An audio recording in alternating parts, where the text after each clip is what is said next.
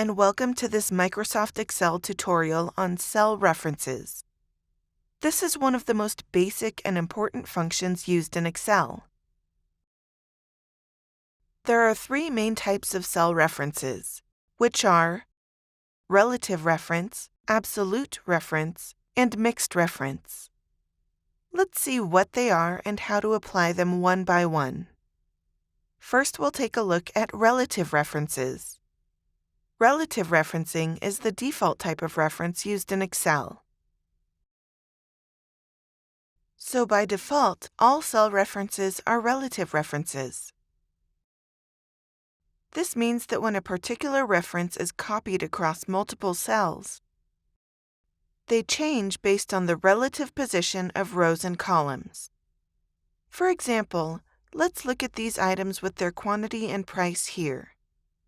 I want to calculate the amount I would need to pay for the items based on the quantity and price. To achieve this, I have to multiply the quantity with the price. So, equals quantity times price, and hit Enter. So we've arrived at an amount here. And the way we arrived at this amount is by referencing the quantity in the cell B2, which is 2, and multiplying it by the price, which is in C2.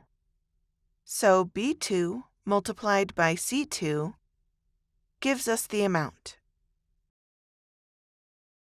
Now, if we drag and drop this formula, Microsoft Excel will automatically give us relative referencing by default. So let me show you this. Just double-click on this corner handle to replicate the formula for the other cells as well. And you can see here that the formula automatically changes for each cell, thereby applying relative referencing to the cells.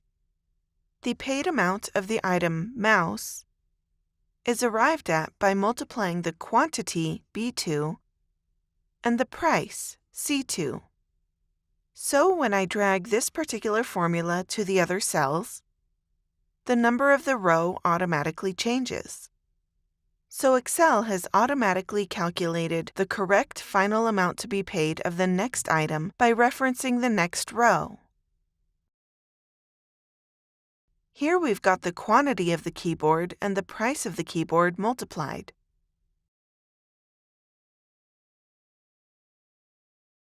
Which gives us the amount to be paid for the keyboard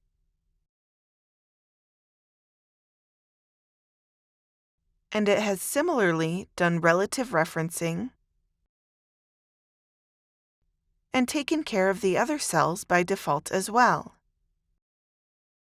So this was relative referencing. Now let's move on to the next one, absolute referencing. In absolute referencing, a particular value has to be locked or retained to arrive at the resultant values. Let me take an example here. I have my items here, the amount to be paid, and the tax value. Let's assume that the tax to be paid is the same for all the items listed here. So, I am going to calculate the final amount inclusive of tax. Let's call it amount plus tax. And normally what we do is equals amount multiplied by tax and hit Enter. Now let's just see what happens when I drag this formula down. And as you can see, the Excel has used relative referencing for the formula by default, and it shows the value as 0. Why does this occur? To find out what particular cells the formula is referencing, you can just click the formula bar and check the locations referenced. D2 is shown in the color blue, and this blue box has highlighted D2. And G2 is shown in maroon, and highlighted there in maroon. So the first tax plus amount is calculated right. But when you drag it, what happens is it has taken the next row into account for both the amount and the tax as well, which for the tax is empty. The same thing has happened for the other records as well. Since we don't have any values here, we've gotten the tax plus amount as 0. So in this case, what we would want to do is take an absolute reference of this tax amount so that it doesn't refer to the other rows and cells when calculating the final amount. So to do this, we will have to freeze this tax amount, which is located in the cell G2. And to do this, just click on the formula here. Let's let D2 stay just like that. What we want is to take freeze and take the absolute reference for G2. And to do that, you have to place your cursor there and press F4. F4 is the function key for changing the type of reference.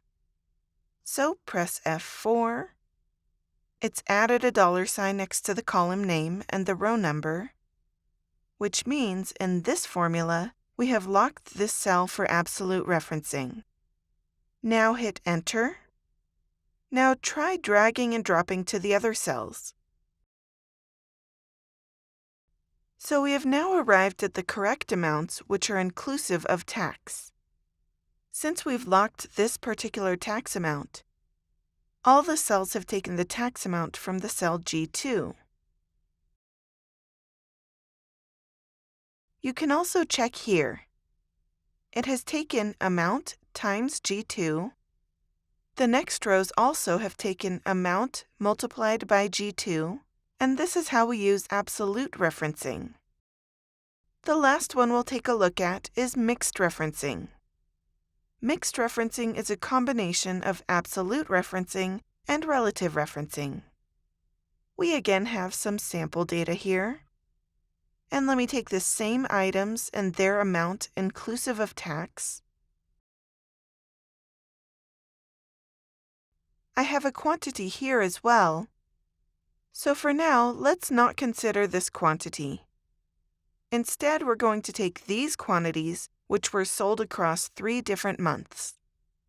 And now I want to calculate my revenue using this quantity sold for 3 months and this as the price for the items. To do this, I have to use both relative referencing and absolute reference. So what I'll have to do is first type equals, and I want to calculate the item revenue per month, which is equals this price amount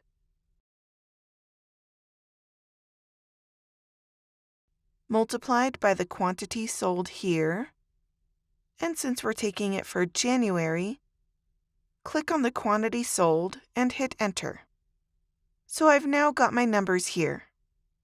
Here I haven't applied any additional references, so it has automatically used relative referencing.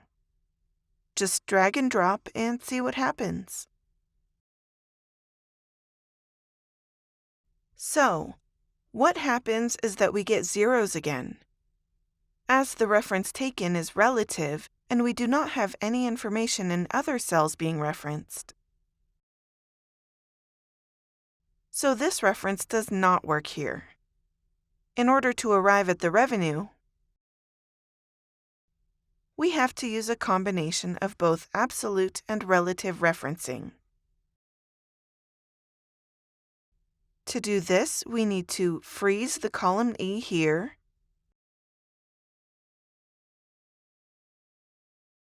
which is so that it takes the other amounts from other rows only in the column E.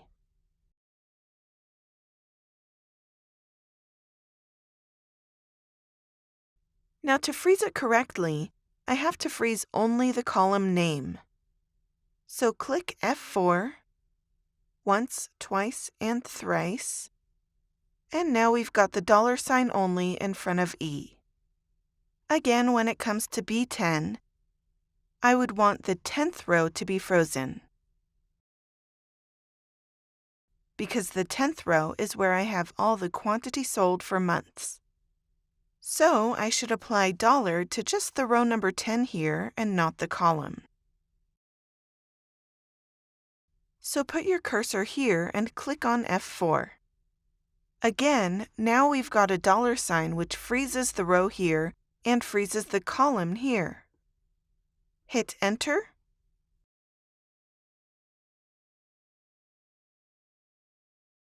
And now let's drag and drop the formula to the other cells. First expand it. After mixed referencing, when we do this dragging and dropping, the values we get are correct for all the items.